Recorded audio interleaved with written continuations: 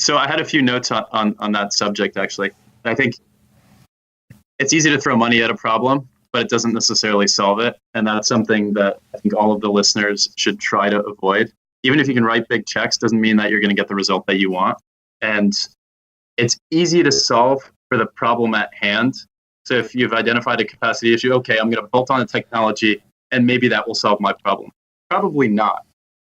And if you just do that, you probably end up running into another bottleneck down the road that could have been anticipated if you took the time at the beginning to map things out. Right. And that's something that we did. So we have this roadmap, and you have a roadmap is there for a reason. Doesn't necessarily mean you stick to each point, and it's dynamic and it's always changing, like somebody's financial situation. But take the time to map things out. I think I have an idea about technology without integration is like having all of the components of an airplane that work independently, but you can never actually fly it. Right. And the goal is to fly it, right? Yeah. And so that's what we want to get to.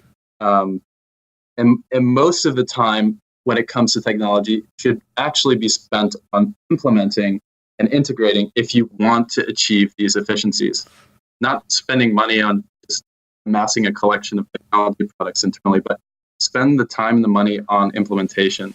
One thing we talk about internally a lot is data quality and structure. And that's something that's overlooked all the time.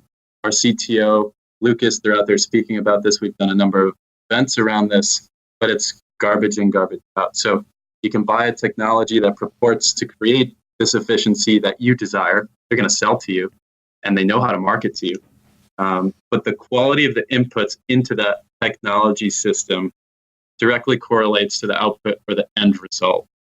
So again, we've spent an enormous amount of time organizing and cleaning our data so that we have confidence in the output and we can achieve that functionality.